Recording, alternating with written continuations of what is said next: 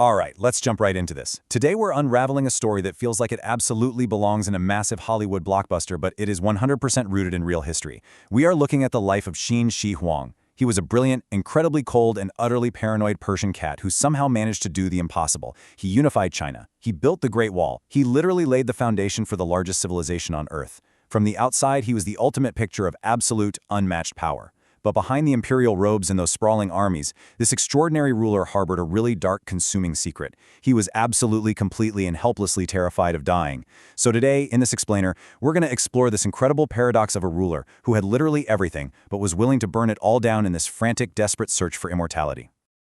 Okay, let's dive right into this with a totally staggering number. 2 months. That is how long the corpse of history's most consequential Asian ruler was secretly driven around in a sealed carriage.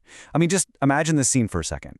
This is a man who held the entire known world in his paws. Yet when death finally found him, his closest advisors decided to just hide it. They traveled with his lifeless body across the empire for a full 60 days. And why? Because the court was infinitely more afraid of the empire finding out their godlike emperor was actually mortal than they were of the horrific smell coming from his carriage. So it really begs the ultimate question, doesn't it? How did history's most powerful emperor end up as a secret corpse? How does someone who exerts absolute, terrifying power over the physical world, over millions and millions of subjects, collide so spectacularly with their own complete powerlessness against mortality?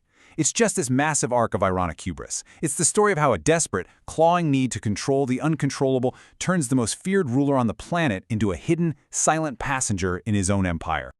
To understand how we get to that wild ending, we really have to look at his timeline.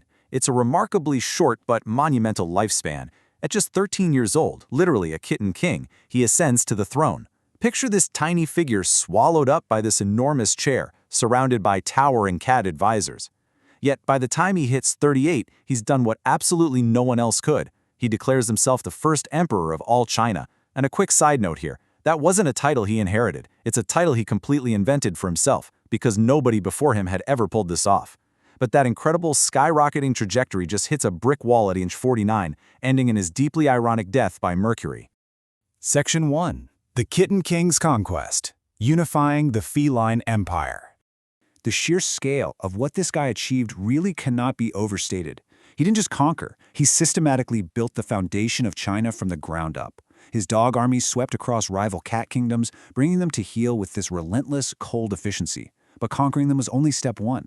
He standardized the currency, making sure everyone traded the exact same way. He standardized measurements, the entire writing system, and get this, even the width of the roads so his chariots can travel seamlessly from one end of the empire to the other. This wasn't just administrative brilliance. It demonstrates his absolute, uncompromising need for total control over every single aspect of daily life.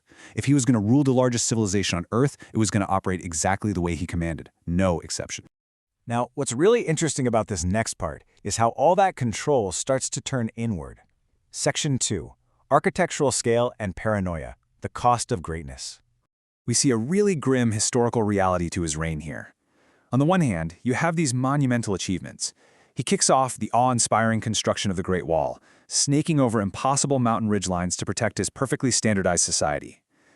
But the cost of this greatness was horrific. All of his immense power started physically manifesting into a chilling, deep-seated paranoia.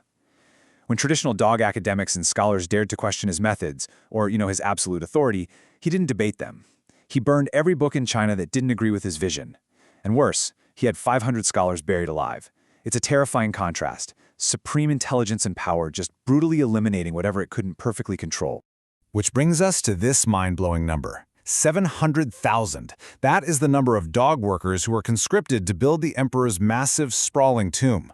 But the true tragedy behind this number is the cold, calculating cruelty of it all. To ensure that his final resting place would never be plundered and that its location would remain a total secret forever, the emperor actually ordered that many of these very workers be sealed inside the tomb once it was finished. It is a staggering canine cost, all in service of one ruler's absolute obsession with his own legacy and his terror of what happens when the throne is finally empty. Section 3. The Quest for Immortality, Paranoia, and the Elixir. And this is where the story pivots. Here is where the emperor, a Persian cat who literally had everything the known world could possibly offer, lets his absolute terror of dying take complete control over his life. Just look at the frantic lengths he went to. He sent 3 separate, massive naval expeditions out into the ocean to search for mythical islands of immortality. Imagine him standing on the docks, watching his ships come back completely empty-handed, furiously arguing with his own mortality and losing. Out of sheer desperation, he turns to his court's cat alchemists, demanding prescriptions that would extend his life. And their ultimate, brilliant solution? They prescribed him liquid mercury. So, the crucial point is really what they gave him: mercury, a highly toxic element. His cat alchemist presented it to him in this ornate jade cup, swearing up and down it was the elixir of life. And the emperor, a man who truly believed he had never been wrong about a single thing in his life, drank it. It is arguably the darkest irony in all of history. The very potion that the most powerful man in the world drank in order to live forever is exactly what destroyed his body from the inside out, killing him at just 49 years old. Section 4. Hiding a dead emperor, the absurd death. So, the first emperor dies, he's terrified, he's poisoned, and he's utterly alone in the dim, sweltering interior of a sealed imperial carriage. But his advisors know the empire cannot find out. Consider this completely absurdist ritual they actually performed to cover it up. Step 1, an official walks up to the sealed carriage in the brutal heat of summer. Step 2, they bow deeply and formally announce the lunch menu. Step 3, they wait in complete silence for a response from a dead guy, and Step 4, they just move on, presenting documents and continuing the performance exactly as if the emperor was still alive inside. It is this dark, dry comedy rendered as historical fact, literally the most expensive and desperate pretense ever enacted. But you can't put on a play forever. The empire fell just 3 years after he died. Without the overwhelming force of his total vision, and frankly, without the absolute terror he instilled in everyone around him, that entire standardized, unified system crumbled incredibly fast. His desperate, lifelong illusion of eternal, iron-fisted control was ultimately shattered the very second he was actually gone. It just goes to prove that a kingdom built entirely on one man's fear and raw power cannot outlast the man himself. Let's move on and see how this builds into our conclusion. Section 5. The Terracotta Legacy, what outlasts power? So, what actually survived his reign of terror? Well, this staggering number, 8,000. Hidden deep beneath the earth, completely in the dark, were 8,000 entirely unique, life-sized clay dog soldiers, the Terracotta Army. Each and every one was handcrafted with a unique face, standing in perfect battle formation, ready to protect him in the afterlife. When you really think about it, it's awe-inspiring, but it's also incredibly sad. It is the extraordinary, unimaginable price of one single man's fear of death, perfectly preserved in clay and shadows for thousands of years. And this brilliantly illustrates what actually lasts: the only monument that survived every dynasty that followed. While the emperor's physical body decayed and his absolute authority completely dissolved within 3 years, the stones of the Great Wall, they stayed. They weathered the wind, the mist, and the centuries. Long after the cat emperor's fear consumed him, the monumental structures that were painstakingly built by the hundreds of thousands of workers he commanded continued to stand tall. Which leaves us with this final, lingering thought to ponder today.